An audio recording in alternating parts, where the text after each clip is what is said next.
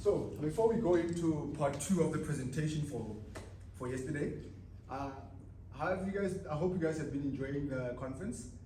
I reiterate, this does not happen for optometry students at all. So this is the first of its kind.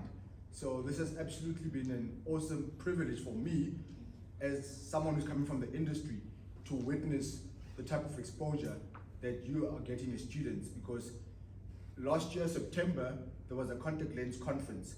And when I look at your guys' program, and there was an international contact lens conference with international speakers, local delegates, and local speakers, the program that's set up here for you guys and ladies, as students, it's almost similar to what the adults were actually, they spend like 4,000 or 5,000 rands to have access to what you as students are having access to. So don't take this for granted. This is an absolute privilege and an opportunity for you guys, because the industry struggles to be able to put something like this together. So congratulations again to the team that went out of its way to put such a fantastic program. As a product burst, so I'm a qualified optometrist, qualified around 2008, 2009. Because I struggled as a student, I couldn't figure out where do I belong, what trajectory should I go to within the industry. Am I going to be a business owner in terms of opening up a practice? Am I going to work for someone else as an optometrist? Am I going to work for the industry as a business consultant? I was not sure what route I should take. But then when I started looking at the industry, when I was a student from first year, I used to spend a lot of time going from practice to practice to look at what are the different types of optometry practices that exist. And then over and above that, I would visit various contact lens or frame companies or equipment companies to be able to look at exactly what it is that they were doing. So when I qualified, I then decided that opening up an optometry practice, it's not necessarily what's best suited for me. There has to be so much more within the industry that perhaps a lot of people are not aware of. And that's the route that I took. So long story short, I run a company called Vision Straight. Vision Straight is a business consulting and management company for the optometry or the eye care industry. So what we simply do, we go to optometrists or optometry practices, ophthalmology practices. We look at where they are as a business versus where they can and should be as a business. And then whatever it is that we pick up from that particular organization, we then come up with the necessary strategies that they need to be able to implement in taking that organization or business to the next level. So the next few slides here is just to give you an overview of exactly what we do or have been doing within the industry. We started Vision Straight around 2013, about 5 years after I had already graduated and had already been practicing in the industry. Funny enough, immediately after I graduated, I worked as a traveling optometrist for one of the franchise groups. They had about 100 practices at the time, and I worked in 40 of those practices, moving around the entire country. Post that, I then left and worked as a locum for different optometry practices, whether it be independent practices or franchise practices. And then I joined one of the pharmaceutical companies. Actually, before I joined one of the pharmaceutical companies, I spent about 18 months to 2 years working almost free of charge in what I had believed at the time to be the top 100 optometry practices in the country. And why was I doing that? Remember, I'm slow with contact lenses. So I wanted to go and see what's happening in the industry in terms of practices that are already at the top of their game with regards to contact lenses. I went and spent time in pediatric practices, low vision practices, and so forth. And then I joined a company that I ended up being a sales representative for about 2 years, and then I started Vision Straight. So, as you can see on the slide here, let me open this up. One of the first things I learned as a student, first impressions matter. First impressions matter. What I love about this department, when I compare it with other departments, the minute we were allowed to start seeing patients, the dress code, those white jackets, they had a certain sense of aura about them. It felt good walking on campus with your trial case, as heavy as it was, with the white coat, and you walk into National Hospital from the university here to National Hospital. There was just something about, oh, I wonder what those students do. I wonder what those students are studying. So when patients used to come to the clinic, they had this sense of, I'm being seen by the doctor. The first time I ever got called a doctor, I was in second half of that year. And it felt so weird, so strange. And I realized that it's the impression that our dress code was being able to create or have on the patients that were coming to the practice or to the clinic. So something that I would love for you guys to always remember is that throughout your eye care journey, and this is what we learned in how we built our business over the years, is that never do anything as by the way. Never do anything as by the way. Even if you're not going to be involved in specialty contact lenses one day, and you're just going to do general optometry, that general optometry that you're going to be doing, do it with your utmost best. Don't do it as by the way. Do it as if you're doing it to your own family members. If you will conduct an eye examination, if your mom or your dad had to have the same processes that you are busy doing, would that be suitable for you? If someone had to do an eye exam to you, what will that look like? If someone had to provide a service for you in eye care, what will that look like? So have that at the back of your mind and let that be the standard with which you do things. Irrespective of whether or not a person is going to spend 100 rands in your practice or 15,000 rands in your practice. Never do it as by the way. So we checked the videos that are about to play now. Immediately when I play a video and I go to the next slide, there's only 4 or 5 videos here. They play for 10 seconds each. The slides fast forward to like slide number 10. So apologies for just the first 10 videos that you're going to see now, that the slides just quickly go forward. Apologies, it only happens with the videos. And then when we go back to the normal slides, the slides continue as normal. All right. So let's go to the next slide. You see what I mean? It just does this. So I just have to go back to that first slide and then just play the video. So this is a snippet of what I do.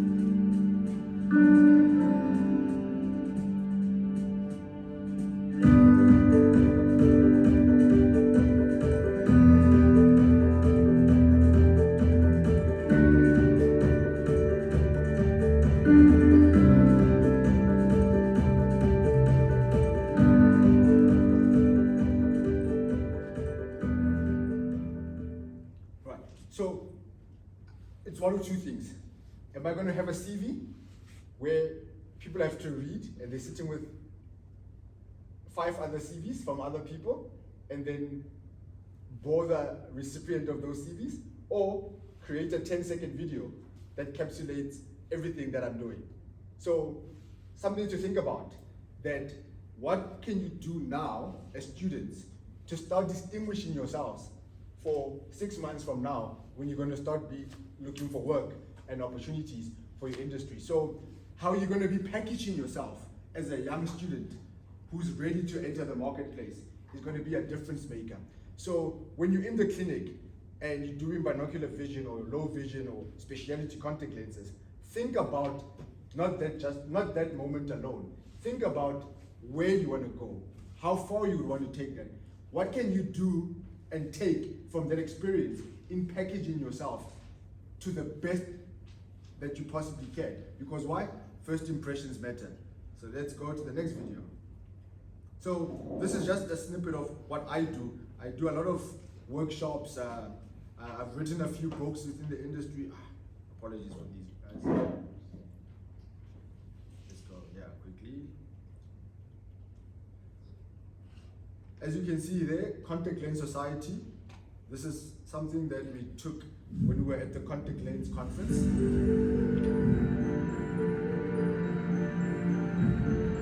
So the nice thing about specialty eye care, as you're watching there, it exposes you to our entire different community of eye care professionals. You will not have a community that's built around general optometry. So the nice thing about going the specialty route and letting contact lenses be a dominant factor in your professional career is that you get to be part of a community of local and international optometrists, ophthalmologists, or industry leaders that give you the necessary support along your journey. The lovely Radina at the back there, that's how her and I met. We met through these conferences that are taking place within the industry. And it's lifelong relationships that you get to establish and friendships, because you're not alone. You starting at year 1, but you're interacting with someone who's in year 5. You're interacting with someone who's in year 10. You're interacting with someone who's, imagine this, imagine meeting a person who wrote the book that you're using to study. And you have that person on WhatsApp to communicate with you. That's the beauty of being able to do specialty contact lenses, is that it exposes you to a community that makes the experience of your eye care journey much, much better. The videos are almost done, then we'll get into the presentation. Obi, right? Okay, one more video.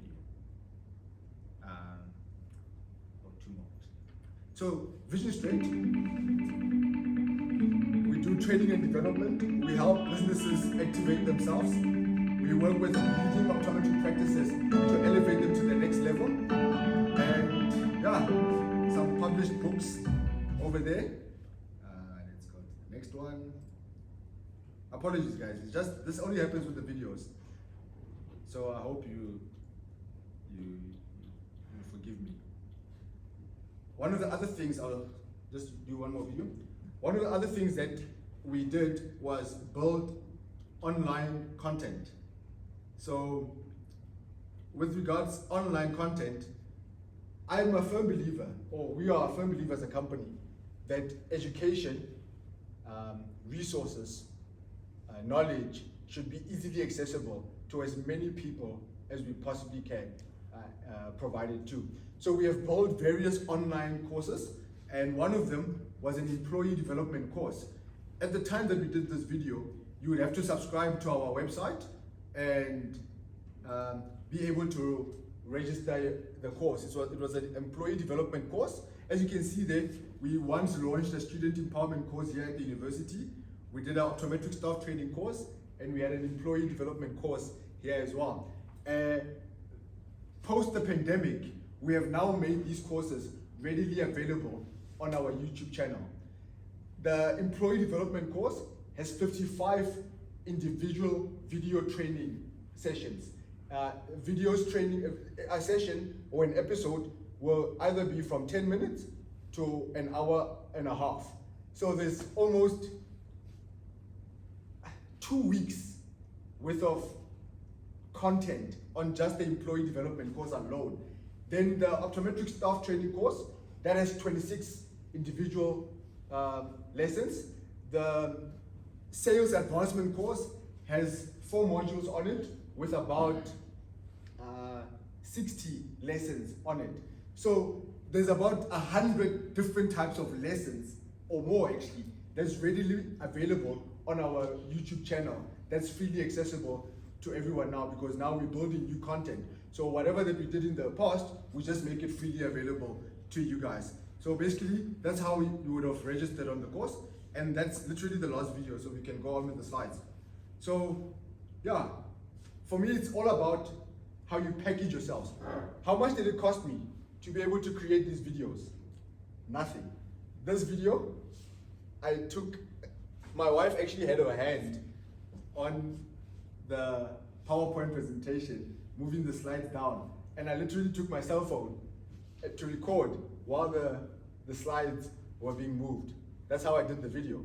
The other videos, I put the slides together and went on a software that I downloaded. It's called Wondershare Filmora, and it's an editing software. I know nothing about technology. I discovered this during the pandemic when we were all online, and I decided, am I going to pay someone 10,000 rands to create a video, or am I going to learn how to do it myself? Why is this important to you? You want to be in a position where you want to record the experience that patients are having. You want to build a content vault with patients that are coming to your practice for specialty eyewear. You want to build a content vault of all the things that you are learning and discovering. I spoke to Temba yesterday during the breaks, and he was asking me, what do you do if you don't have all the technology, you're not exposed to practices that are already doing specialty practices? What can you do right now? And I said to him, don't take for granted or make the assumption that everyone is aware what astigmatism is. A simple thing is astigmatism, or what presbyopia is. As a student, the first online stuff that I did, I took Nathan Ephron's contact lens complications book, and I went on LinkedIn. I created a profile on LinkedIn, and one time every week, or once every week, I would take a subject on one of the complications, and I will take it as it is and post it on LinkedIn. And I will write there by Nathan Ephron. I'm a second year student, and this is what I'm a third, because we're in third year. I'm a third year student, and this is what this means. That was written by Dr. Nathan Ephron. And that's all I did. And that on its own got people who had been wearing glasses, not wearing glasses, not sure about contact lenses, having an idea of, I want to wear contact lenses, but now I don't know how to put a contact lens in my eye. Those people will reach out to me as a student and ask, I'm struggling with contact lenses, I'm doing this. And what did that do? It started creating a patient database for myself. So the time I qualified, I already had a group of people that I could say, hey, I'm now qualified, I'm now practicing at this practice, I would love to be your optometrist. You see how you can link something that you're doing as a student to what you're going to be doing as a professional. So for me, as a young person, there's lots of digital tools that are readily available online that you can take advantage of right now. I just mentioned the editing software now for videos, right? I use Canva a lot. So a lot of the stuff that you will see here, I downloaded Canva and I figured out how to use Canva. And that's what I then use to be able to create things like this. Okay, that was the last video, so it won't do that anymore. So to create things like, let me not go that far. So the Vision Straight Academy, we built this on Canva. So this was 55 course that, as I mentioned, lessons that are available on the course, and all the focus areas was we wanted people after doing that course to develop these skills, to make them better in their day-to-day work that they're doing within the practice. Okay. I think there's still one more video, so that's why it's doing this. Sorry guys, I really hope you'll forgive me for that. Then we had, okay, can I skip all of this and do it at the end? It's frustrating me. Or let me do it backwards actually. So remember yesterday I mentioned the website? Yeah, if I do it backwards, then it will all be done. Then it will be easier, right? Apologies, this is only because there are videos here, but it will get better, I promise you. I have a website, and that's the home page or the landing page of my website. So your website, do it at the level at which you are at. Don't complicate it. Do it at the level at which you are at.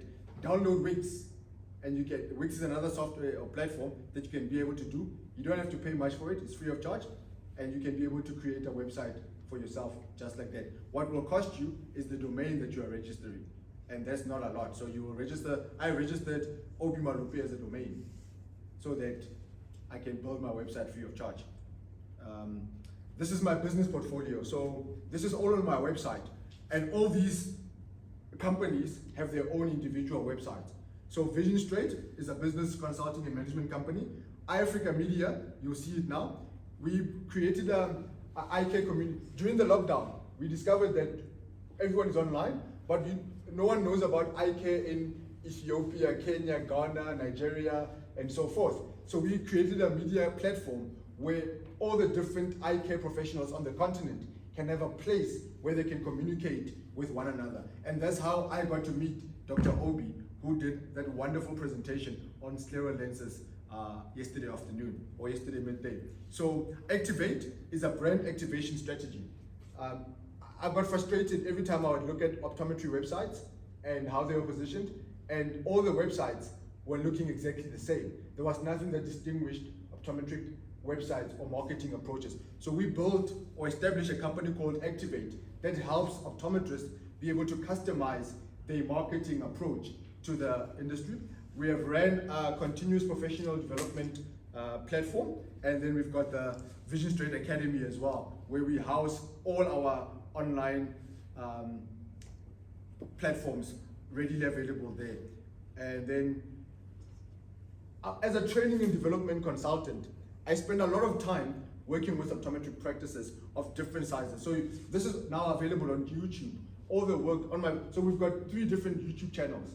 We've got one for iAfrica Media, we've got one for Vision Straight, and we've got my own personal one where we have all the work that I do then as an individual. So on the YouTube channel for Obi Malope, you get to see all the stuff that we do.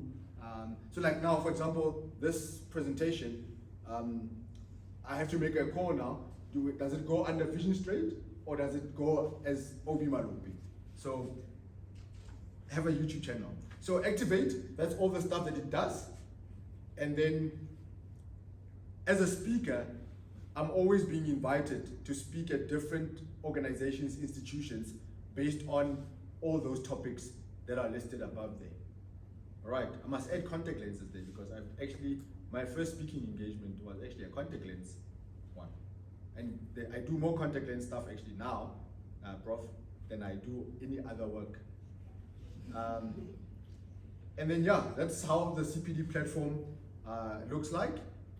And the staff training course and the website for the Vision Straight Academy. So all our stuff is readily available, and it goes back to that first slide that I had. First impressions matter. When that 55-year-old patient, Dr. Chabalala, who has been wearing glasses for the last 25 years, is frustrated that his vision has not been at the level at which it's supposed to be. And all the other optometrists that he has seen before have been giving him the same information. And he's not happy with his multifocal pair of glasses. You then, as a young optometrist, have the opportunity to give Ntate Chabalala an experience that he has never received before because of specialty contact lenses. Remember yesterday we highlighted the different types of patients that you have an opportunity to be able to introduce specialty contact lenses to because of the problems that they might have. One of those reasons was presbyopia, cosmetic concerns.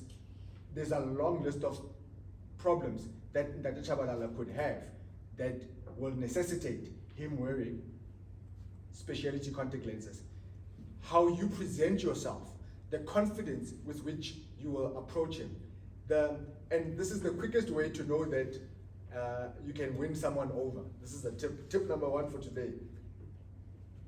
When you have a patient in front of you and you are scared to be able to assist this patient, start asking that patient questions about their previous history with their vision, their eyes, and the management solution that they currently have.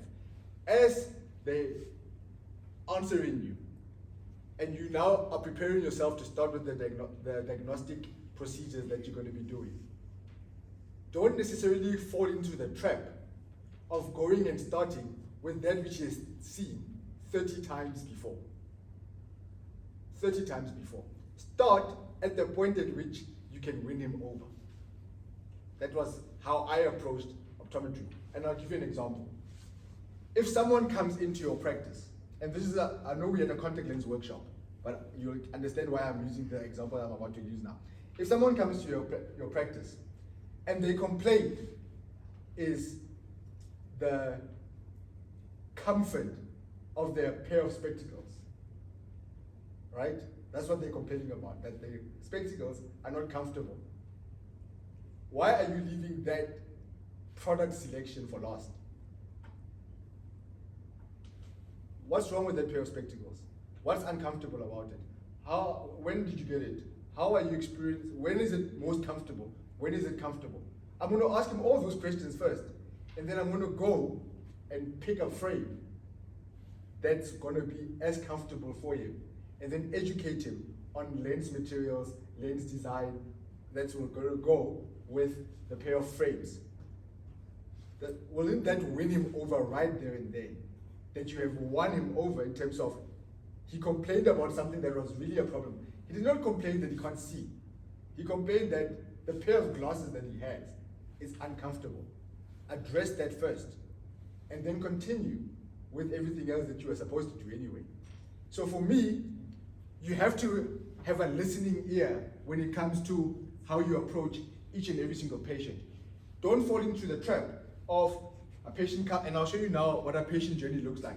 Don't fall into the trap of you doing the same old routine for every single patient, and then you struggle with building trust, building rapport with that particular individual.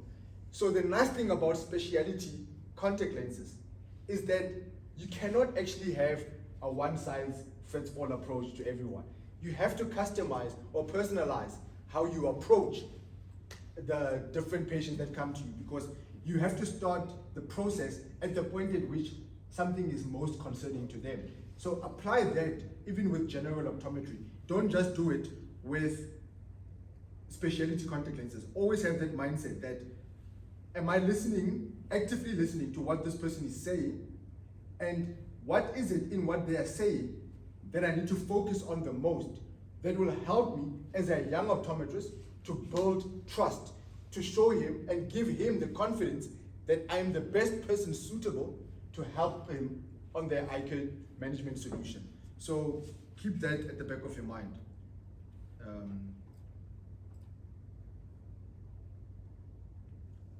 Okay.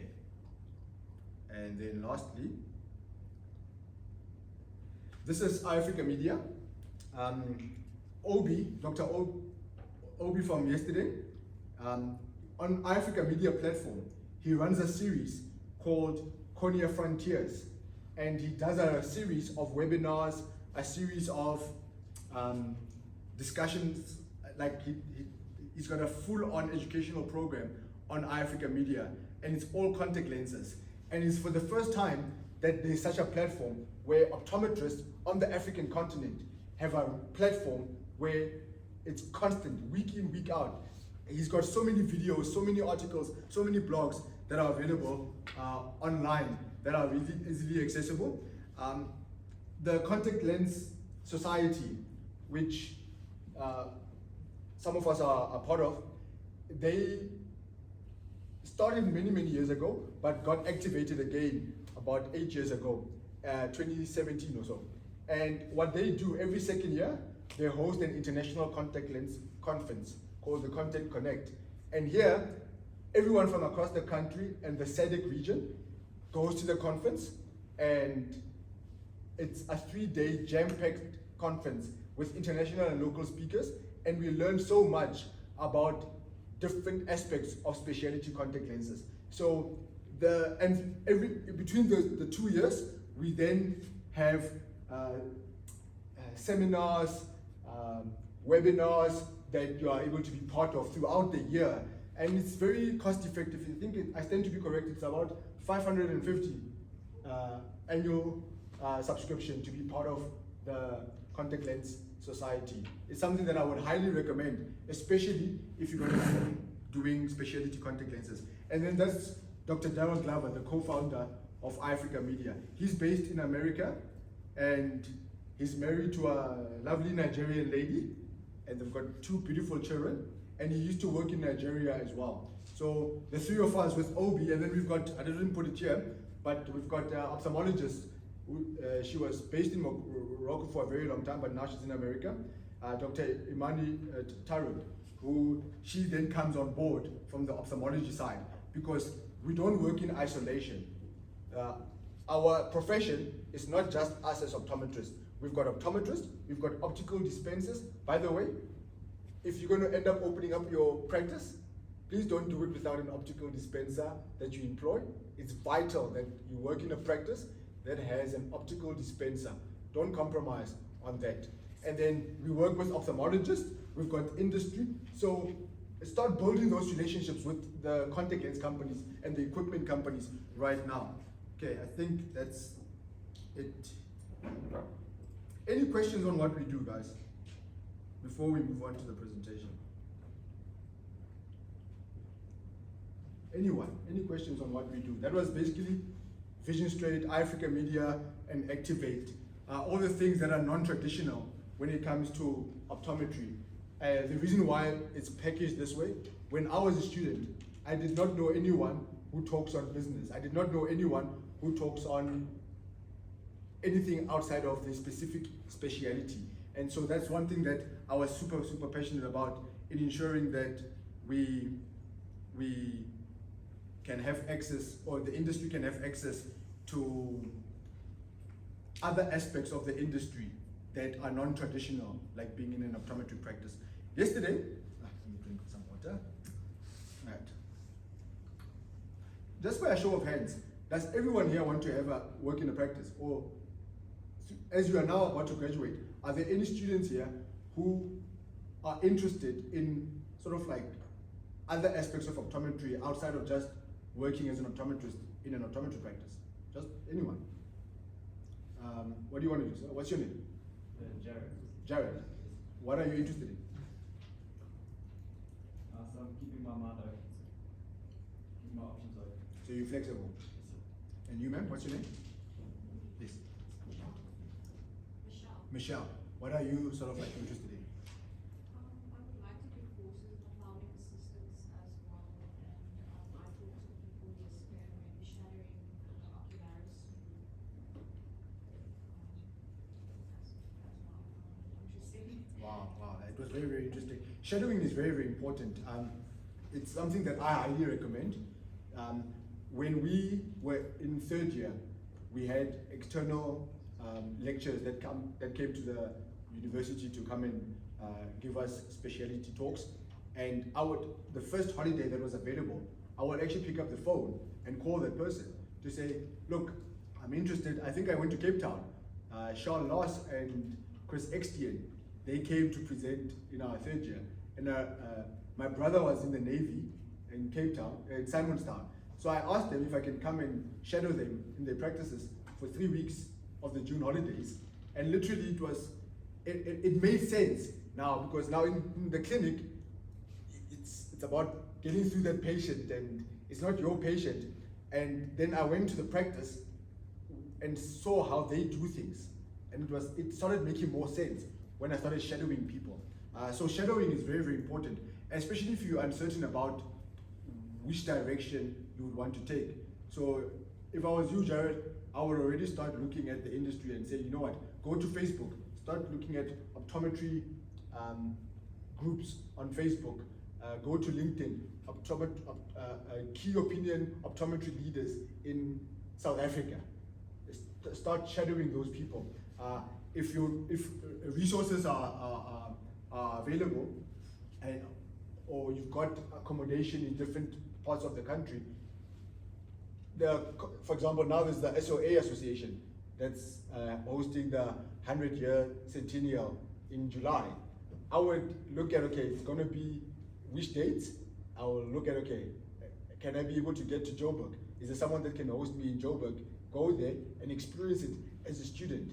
Why will that be important for a final year student? You're going to meet people at the conference whom you're going to talk to. I'm a student, I'm doing this, I'm interested in this, I'm interested in this. 3 months later, when you start applying for work, you have already met different people from the time you're still a student that will then make the process of you then looking for which direction or which type of job you'd want to do easier, because they have put a face to a CV. They can connect you, they've seen you, they've experienced that you. So that's something that is very, very important that you should shadow. So I hope you can see that. So I didn't show this slide yesterday, but this is your typical journey of a patient this is what I think should be the journey of a patient. It's not necessarily taking place like this all the time. Not a lot of practices go through this process. But I'm a firm believer that when a patient comes into our practice, and so the top left corner here, with the two gentlemen speaking there, that process starts from the minute someone makes contact with the practice. So if, for example, they're in the examination room, right? But if someone picks up the phone and calls your practice, remember, we're going through to the speciality contact lens route. So I'm going to use the same slide for both scenarios. If it's a general optometric approach, not a speciality contact lens approach, and someone just looks at optometrists in Figat Park, what's going to come up is all the optometrists in the surrounding areas. Figat Park, Pelesi, Rifona, and neighboring areas, right? And then they're going to go and check, okay, these websites, okay, they all look the same. And for some strange reason, if they end up picking up the phone and calling the practice that you are in, what's going to happen? Your staff member is going to be asked, I would like to make an appointment and so forth. How much is going to cost to have the eye exams, whatever the case may be. When that person now, let's say they've gone through all that process of securing the appointment and they walk into the examination room, don't be in a rush to start doing all these diagnostic procedures that we do. Sit down with the patient, have a conversation with the patient, probe them with as much information as you possibly can, gain as much info from them that you possibly can, because it's so important, so that you can then be able to then carve out a pathway that they're going to take. The more information you get from the patient, the more you are able then to provide them with the necessary information and approach in terms of what's wrong with their vision, why they're experiencing what they're experiencing, how it's impacting their life. I can tell you now, a patient comes to a practice, and a lot of optometrists miss this opportunity. A patient says, you know what, lately, I've been struggling to see the computer. Patient, okay, yeah? I mean, practice will be like, okay, I hear you, yeah. Or someone will say, you know what, when I'm driving at night, it's not the same anymore. The lights feel like there's too much glare on it. We leave it at that. We already think to ourselves that, okay, thank goodness today I'm going to prescribe an anti-reflective coating. That's what we end up doing as optometrists. Instead of thinking, I'm struggling with the computer a lot. Okay, is it just the computer, cell phone, tablet? Okay, what's your posture when you're sitting at home versus your posture when you're at work? How does this problem affect you? How does it impact you? How does it influence your day-to-day activity? How does it influence how you do your work? So when you start probing them like that, you get to uncover the discomfort that the problem causes on their vision and their lifestyle. So then already, you're doing a little bit more than what the next optometrist would have done in terms of, oh, I'm just going to prescribe anti-reflective coating to our patient. It's not just about prescribing an anti-reflective coating, because you know what's going to happen when you don't probe the patient enough? I'll give you one example with the general approach. What's going to happen is that because you did not probe them and understand how that discomfort that they're having when they are sitting in front of a computer has on them and the impact that it has, right? Your staff member already asked them what we discussed yesterday. Is it cash or medical aid? So what's going to happen? The time now you're going to tell them about anti-reflective coating. Because you never probed them enough, because if you had have probed them enough, you would have then had an opportunity to then show them and make them aware of the extent of their problem and the impact that it's going to have. So now at the time you have to select the anti-reflective coating, you're going to go with a general, basic anti-reflective coating. And the patient will not be even in a position to know that there are different types of premium anti-reflective coatings. But if you would have probed them already at that stage, you would have said to them that, look, we've got different anti-reflective coatings available. You are describing a problem that would require a more premium option. But you would have had that opportunity to have the discussion right in the beginning. So, probing in your case history is even more important when it comes to specialty contact lenses. Because with specialty contact lenses, no patient is going to just be at the mall, shopping center there at Northridge Mall, walk around, oh, here's an optometrist. Oh, do you guys do scleral lenses? That doesn't happen. There would have been something that would have attracted them to your practice, that this practice does specialty contact lenses. Because why? Your website would have been positioned to attract patients that need specialty contact lenses. If not, one of the biggest foot traffic that takes place in practices that do specialty contact lenses is patient referrals. The biggest advocate for a new visitor to your practice will be a satisfied patient. So someone that has been fitted with specialty contact lenses, they have a deeper appreciation of the solution and the impact that it has on their life as compared to someone who's wearing a minus 050 sphere. So the advocacy that you're going to get from that satisfied patient who's going to go and tell their friends, their family, their colleagues about your practice is going to be increased when you're doing specialty contact lenses or specialty services for that matter, not necessarily restricted to contact lenses, right? So when you then have that patient who's going to walk into your practice, and that first picture there with regards them coming to your practice because perhaps they've changed provinces or because they struggle with glasses, they've got keratoconus, they've been struggling, and they got referred to your patient. When you're sitting in that chair, part of doing the case history, I plead with you, probe the patient and unpack how that problem is impacting them on a personal and on a professional level. Because that sets the foundation with regards how you're going to implement whatever management solution that will be deemed necessary for them. So always remember that the more information that you have for the patient, you set the baseline for everything else that's going to take place.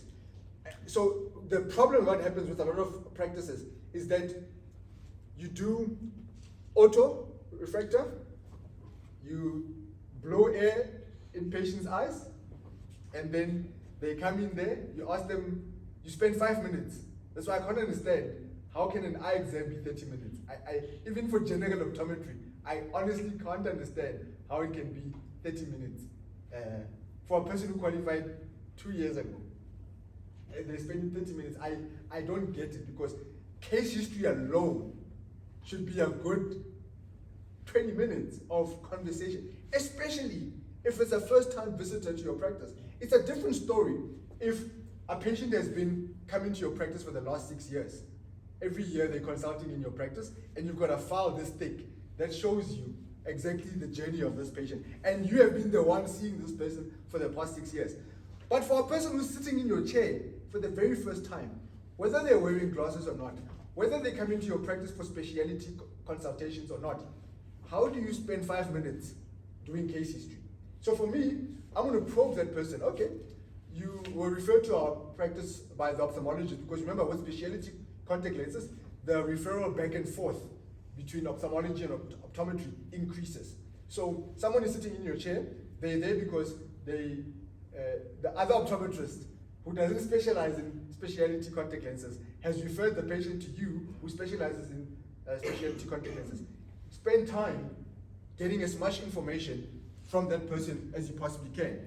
Then you the second with the child there behind the slit lamp, then you start doing your diagnostic procedures. Even if you don't have all those fancy equipment that you can, a slit lamp, you can do a lot with a slit lamp. You can do a lot with a slit lamp. I get shocked how, as optometrists, there's tools that we used to have as students. We don't go and say, wait a minute, a gonio lens. Why can't I have a gonio? You can walk into a lot of practices. A simple thing like a gonio lens, they don't have that in practices. Imagine how much pathology is not being able to be seen simply because we don't invest even in the most cost-effective of our diagnostic tools or equipment. So when you are going to start doing the diagnostic procedures, don't stop talking to the patient, especially when it comes to specialty contact lenses. You have to constantly tell them. The more equipment that you have in your practice, the more you are able then to explain to them that this equipment or instrument, I'm using it to pick up this, and this. It's going to help me to gather information pertaining to this area of the posterior segment or the anterior segment of the eye. So Benedine is going to talk to you about OCT now and all the wonderful things it's able to do. So if you have an OCT in your practice, it's a magical tool that you'll be able to effectively communicate with patients with it. I remember in the practice that we were working in, we used to only have a fundus camera, and it was an older fundus camera that we used to have, but just that on its own, what we were able to then do in terms of educating a patient. And we do a comparison. So we used to have it on our desktop, what the ideal eye looks like. What the ideal eye looks like. And here's a quick tip. You'll see it later as well. A quick tip. I used to have multiple images that are a reflection of the different populations. Because in the practice that I was working in, we saw different patient profiles. So I will have a picture of a normal male or female black person, and then what a normal picture of a male or female white person or Indian person. So if the norms are different on the racial or gender aspects of things, have what normal looks like readily accessible and available, so that when something is abnormal or looks a bit funny, you are able then to show the patient between, oh, this is what it's supposed to look like, but this is what it looks like for you. And even with spectacles, you have to be able to have, even if you can't invest in the the equipment, at least invest in the digital tools that you can be able to demonstrate and showcase to that patient, so that they have an awareness that, oh, normal looks like this, or normal is this. I'm not necessarily close to the norm. I'm more this side or this side. And as a result, this is what I'm experiencing. I get shocked that even someone who does not have a high script, we don't educate them about what normal is for them in terms of their visual experience and environment. We're quick to just say to people, you've got short-sightedness, and go and prescribe them glasses. And we miss out on so much opportunities, because why? When that patient can't afford the glasses anymore, one of the first things that falls off is the regularity of their visits. The nice thing about specialty contact lenses is that it gives you the opportunity to really go in depth in terms of educating the patients, because then it's not about the affordability. It's about, I can't live without this pair of lenses that has been prescribed for me. So if you're not doing step one properly enough, step two, you're going to cut corners. So already between step one and step two, we are 35 minutes into the eye exam as a newly qualified optometrist. So unfortunately, this is what's going to happen. Some of you are going to work in practices where you have to see patients for 30 minutes. It's going to happen. Some of you, unfortunately, are going to land up in practices where you're going to have to only have 30 minutes to see your patient, right? If that's the case, please still be thorough. Still be thorough. Still be thorough. Don't ever compromise on the thoroughness. After you examine the patient, you sit them down again and you discuss. You discuss the results. You discuss exactly what this means. So for example, if you're now having that patient that has got keratoconus, and now you're going to be looking at options that are available for them. Present the options. At the stage number 3, at that stage, the patient should be comfortable that you constantly keeping them informed of everything that you're doing. By that stage, they should have already gained the confidence that you know what you're doing, which is very, very important. And at that stage as well, that's when you are able to pick up that you are talking a lot of nonsense, or that this person has bought into what you are saying. So the time you now presenting the results, what I used to do in the practice, when I get to stage number 3, I would then present the best option first. And I say, this one, I recommend it because of the guarantee that it will give you.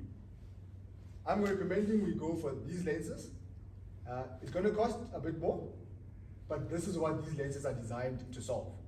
Your problem, if we have to grade it from 0 to 10, you're on an 8, and we agree on that, right? Always make sure that as you're communicating there, step number 3, you are getting confirmation from the patient that they agree with everything that you've been doing up until that moment. And ask, you know how you can get agreements? Okay, remember step number 1, you are probing. Okay, so if this had to be solved for you, what are you willing to do? Or what's your willingness to get this solved? Because we can look for the most cost-effective solution, or we can look for the best solution. So are you open to receiving the best solution that will solve your problem so that you can experience the best life you can possibly have? Or you just want a temporary solution? Because a temporary solution, you're going to keep coming back frustrated to a point at which you're going to leave me, go to the next practice, and start the whole process again. Or are you in a position for us to solve this once and for all? And solving it is not meaning that the problem is going away, but that the management thereof is much, much better. So for me, that's how I used to approach things. So when I present the option, I will start with best solution is this approach. I don't discuss options with patients. I don't discuss options with patients because an option sounds like this or that. I discuss solutions. If I have to choose between this or that, I'm going to go with the one that I can afford. I'm going to go with the one that I can afford. But if you're discussing solutions, right, you are making the substitution between the most suitable solution versus the most acceptable solution. And then the patient has an awareness that I did not go for the best solution for my problem. I went with the least or the most acceptable solution that will solve me. It was not the ideal one, but it was the one that we can manage with. But at least in that regard, they then are prepared that next time I come, I then have to go with the ideal solution. Does that make sense? Because when you're discussing solutions, you're not making it sound as if this one is better than this one. You are making the discussion around your problem needs this. And circumstances, patients are different.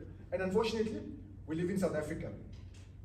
We can all agree that affordability is going to kick in because a lot of the times, patients that will present with speciality related problems will be as a result of delayed eye care intervention at an earlier stage. So had the keratoconus been picked up early, you would have done a better solution to that much earlier on.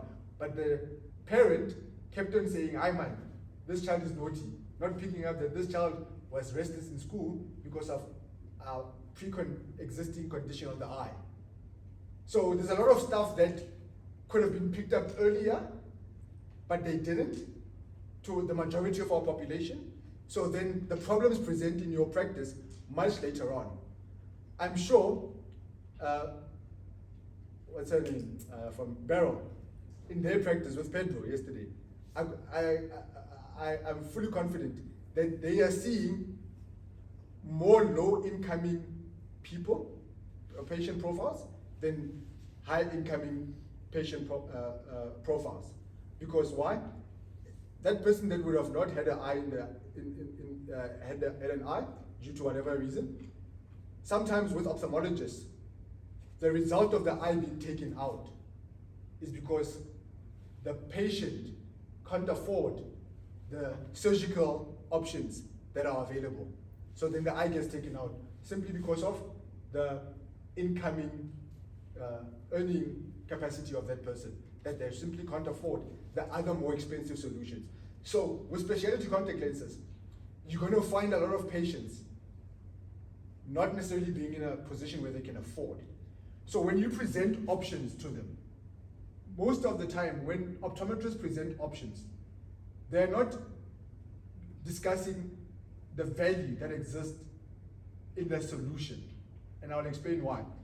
We make the decision between what will I gain if I go with this solution versus what will I lose if I don't go with it. So when you're discussing options, it always comes across as if, oh, this one is the Range Rover, the Discovery Defender. It's for people that are earning big money. And one day, when I can afford it, I'll go for that option. So for now, let me start with my Picanto, because at least it can get me from point A to point B. So when you discuss options, you end up having choices like that. But when you're discussing solutions, it's a matter of, sir, me prescribing the Picanto to you, it's not going to change anything. All that's going to change is that now I've got your 2,000 rands, but your problem is still going to continue as normal. Because right now, the solutions that are available is the Discovery, Defender, and the Tiguan. So they both are SUVs, but obviously are different price ranges, right? So, but they're doing something, both of them are doing something that definitely the Picanto cannot do. So learn to get into the habit that when you're sitting with your patient, even now in clinic, don't make it sound, because we have to educate our patients. The reason why patients keep coming after 4 years, 5 years, not cleaning even a simple thing like cleaning their glasses, is because we are busy discussing this or that. So don't do that. After you have discussed what's wrong with them and you chart a way forward, take it back to them. Ask them questions. What questions they might have for you? And I'm telling you, if you've been educating patients, providing them with the necessary information, you then are going to find that they're going to ask you questions based on what you guys have already agreed upon, which is very, very important. So the question part, don't exclude it from your process. You have to make sure that, especially with regards specialty contact lenses, because what's going to happen, they are agreeing with you with regards what's wrong with their vision. They appreciate and value the processes and the procedures that you have done in deriving the diagnosis. Number 3, they agree with you on the management solution. So now when you ask when it's now question time, it's a matter of the affordability, the follow-up protocols. That okay, if I'm going to go with this solution that you have provided for me, the lenses, am I changing them every 2 years? Because with the glasses, I was changing them every 2 years. Will my medical aid pay for it? if I'm not on medical aid, what are the options that I have available? So the Q&A now, that's going to go back and forth between yourself and the patient, it's more comprehensive because it's already based on the agreements that both parties now have. And you have already explained to them all the things that are going to be happening as a result of them going with the solution that you recommended. Then, with specialty contact lenses, you obviously have diagnostic, the fit sets that are readily available in your practice. So, remember I said, start investing in the diagnostic tools that you can afford right now, save up for them. So, no practice. If you're going to approach it with the practice that you're going to go work in, must buy you the Gordio lens, must buy you the Prism bra, for example, must buy you all of these small ones, you're approaching it completely wrong. You, as an optometrist, as a young, dynamic optometrist, already start aligning yourself with the necessary equipment companies so that you already have a catalog of the small equipment or instruments that you can start purchasing on your own when you're still a student or when you immediately qualify. So that even if you end up in the practice that you're going to be spending 30 minutes in, right? You're going to walk in there fully kitted. You're going to walk in there with your armor that you're not depending on receiving from the practice. You're going to go in there with your tools that you then have already prepared and gotten for yourself, so that you're going to start doing those things in the practice. Don't cut corners. So that is very, very important. So when you now have the diagnostic set, also get out diagnostic set that you will have, implement, show them how the solution that you have recommended is going to work. That step is very, very important. That you fit the lenses, you look at what will be the best suitable lens for them. If it happens that the case is more complex and you have to order the lenses that will be part of the trials that they're going to be using on the patient, do that. At that stage already, you would have already, at stage number 3, you would have already communicated with them that there's going to be multiple visits. Whether you've got the diagnostic fit sets readily available in your practice or not, there's going to be multiple visits in us ensuring that we get the lenses that are going to be more suitable for this patient. So step number 5 is very, very critical that you have the diagnostic tools. And by the way, even if you're not doing specialty contact lens, this should still be the approach. Step number 5 would be then, you have stepped out of the exam room, you have gone to select the spectacles, and you're coming back into the examination room. I get shocked sometimes, even with general optometry, how selecting a pair of frames, because let's face it, a lot of practices don't have an optical dispenser in their practice. So in practices that have an optical dispenser, there would have been a transfer. So once we get to step number 5, then that's where the transfer happens. So from step number 5 to number 8, it's now being done by the optical dispenser. So there's optical, if you finish with your part, you have prescribed the management solution, now you're doing the handover to the optical dispenser, who then goes and selects the eyewear that's going to be prescribed and so forth, and then they'll move on to step number 6, step number 7. So when there's no optical dispenser in the practice, you then have to play that role where, remember yesterday I mentioned, put a contact lens in the eye, go and select eyewear. If that's not the route if that's not the solution that's suitable for that patient, you go select the eyewear, come back and into the exam room, and then discuss, okay, we have selected this eyewear, this is how this pair of spectacles is going to work for you. So you should already be doing that with normal general optometry. So much so now, when it comes to specialty contact lenses. Then step number 5, patient is fully convinced. That's where you're educating them. I can't understand how a person who's been wearing glasses, for example, just a simple thing as glasses, for 10 years, still does not know what's wrong with their vision, how to clean their glasses, how to adjust their glasses, how to take care of their glasses. How much more? I mean, yesterday we heard Annette from J&J speak about the different contact lens scenarios that problems that they face in terms of how patients take care of their contact lenses. So much more with specialty contact lenses.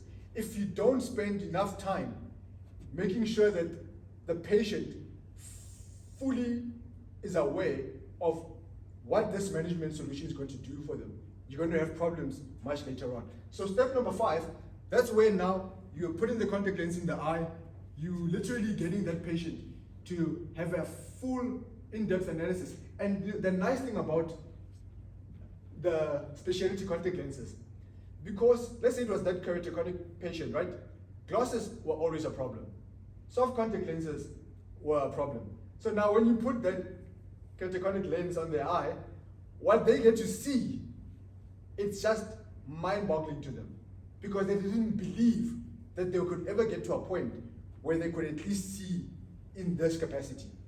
You better run with that. You better stay on that. If it works, it's like run with it. Spend time there. And because that's how you make sure that this person is fully aware that this is what the management solution that they have, and this is what it's going to take for them going forward.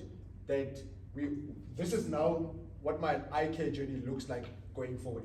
Step number 6, with the lady here, you discussing now. You providing reassurances. It's one thing when you have the agreement with the patient in terms of what's the management solution that you are prescribing, but you want to reassure them after you've already selected them. So let's say number 6 now, it's when, remember this number 5 would have been with the diagnostic, not diagnostic, the fitting sets that you would have had to do that. Number 6 is when there's now, we have found that lens, that's going to be the one that works, they're happy, they agree, and you have signed off. And discuss that if complications take place, this is what will happen. If this happens, this is what will happen. But at number 6, you are both happy. At stage number 6, they're ready to hug you, they're ready to just be an important part of, or you now become an important part of their lives. I can give you a simple example, guys, of how step number 6 is. You are in the clinic right now, and Gogo comes, and there's a lot of patients that are waiting to be seen. But there's just something about Gogo, right? That when you are helping them, you could just see that this Gogo is just happy to be. You walking with them to the elevator, going down with their family members, there's a sense of, this guy really cares about what they do. Don't get into the habit of just being in the clinic and rushing, guys. I plead with you, because if you have that approach, you're going to have that approach when you're in practice. You're going to just see people coming in your practice and leaving. But when you just take that moment, someone will be with every single patient, by the way. But sometimes there will be this, you will know, when there's that patient that, you know what, let me just go, I'm already going the extra mile, but let me do it even more. And you just take Gogo and you walk. I used to do it at National. And I remember this one Gogo, her daughter came back and she came, there's this young boy, man, he's skinny. I was very skinny back then. He's skinny. There's just this young boy. He helped my grandmother. We just brought him, my grandmother said I must bring him a chocolate. And he was a chocolate, I don't eat the chocolate.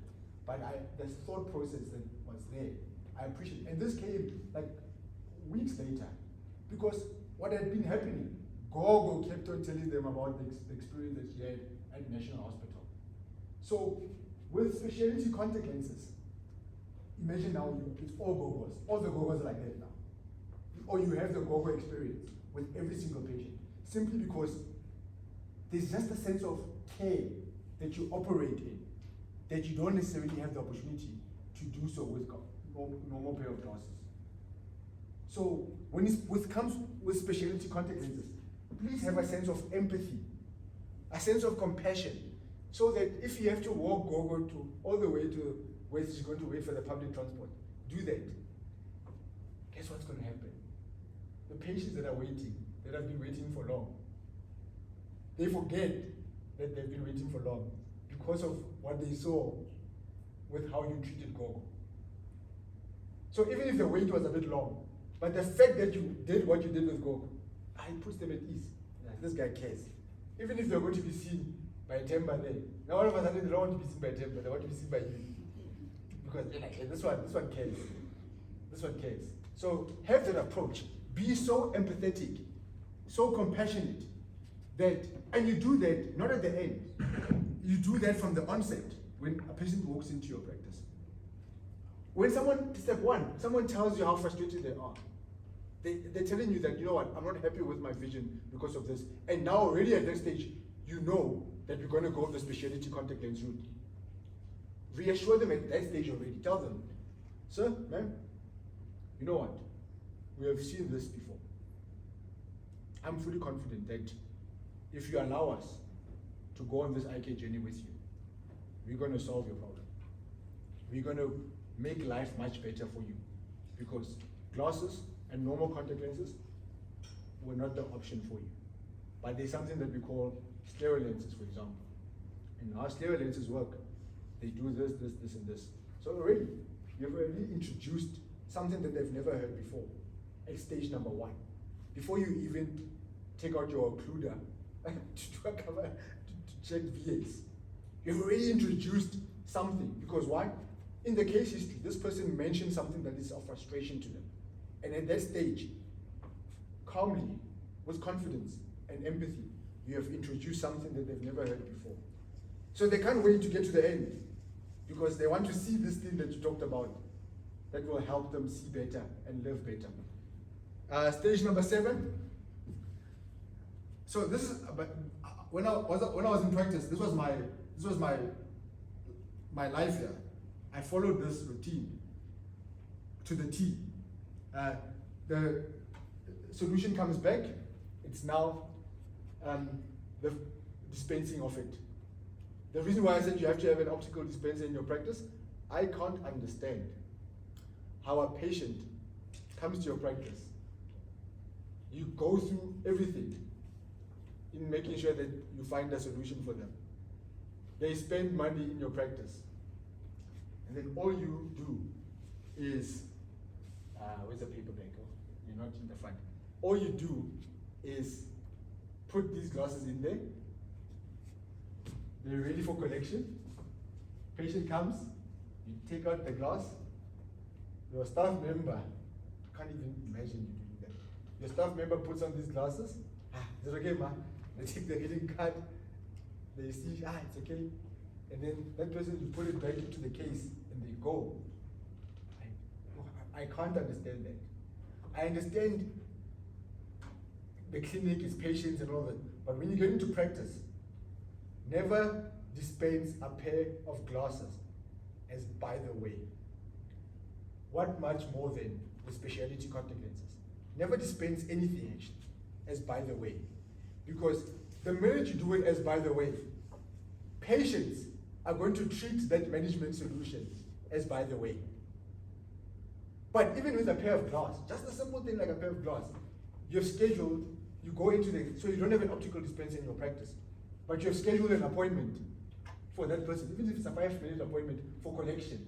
Let that patient know from the onset that, oh, your glasses are ready. What time will you be coming to the practice? We can slot you in at this time, and this time. Lead them to where you want them to go. So they come in, take him into the examination room. Don't now do step 1 to 6, and then you drop the ball when it comes to the dispensing. Make sure that you follow through on what you've been doing. Book it in 5 minutes. Make sure that you are still holding that person in confidence when it comes to dispensing the glass.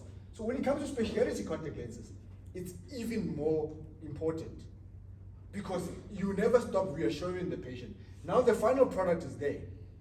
Now they're going to have the solution that you mentioned from the onset. They're going to now go. Their life is now going to be impacted. That needs to be dispensed correctly. And with a specialty practice, like we mentioned yesterday, you cannot do it independently of your team.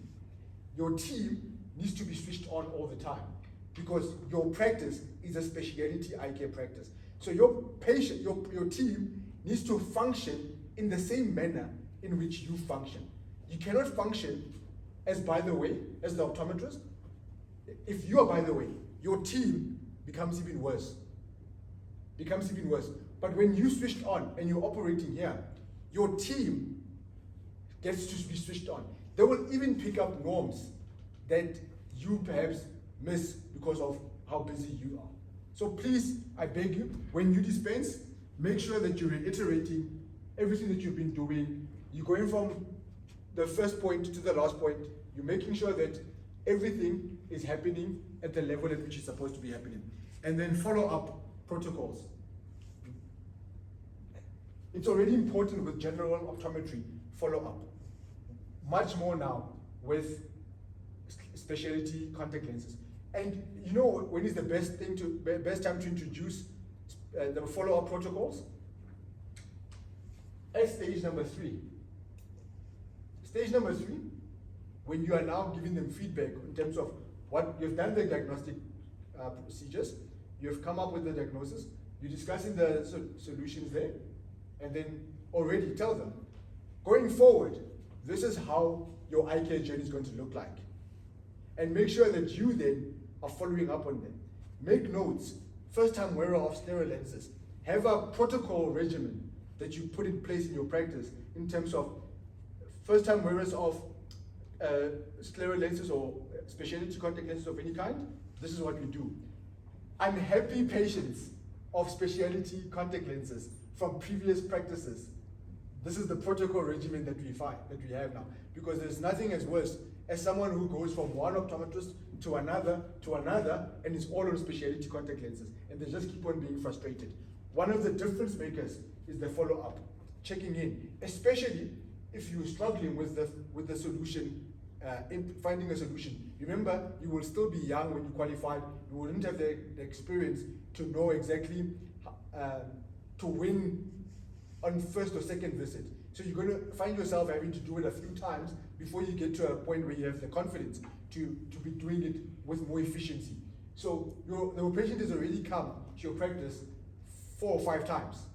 So when you're now following up, ask them, tell them how you're going to be following up, when you're going to be following up, and already implement it in the diary. I go for my back problems now. When I'm at that appointment at the back, at the back clinic, when I go, all 6 sessions that I'm going to have were booked already in advance. I'm not coming today, then I'm going to make the next appointment when I'm there. All 6 are going to be booked. So if you're having a person who's coming to your practice and you have a follow-up regimen in place, make those appointments already. Put it in the diary, schedule it. So that why? Closer to the time, you then can remind that patient that this is what's going to happen. Especially even if it's a year. This is going to be mind-boggling to a lot of people, but in our industry, we have this thing of patient recalls, where we go to the system and we then phone patients after 2 years that it's now time to come for their classes. I'm a firm believer that make the appointments 2 years from that, a year from that date, make the appointment. Can I make the appointment for you for 6 months from now? Can I make the appointment on this day? So make the appointments. It's going to be life-changing. So any questions on this, guys? How much time do I have? Done. Yeah. Any questions? How? What?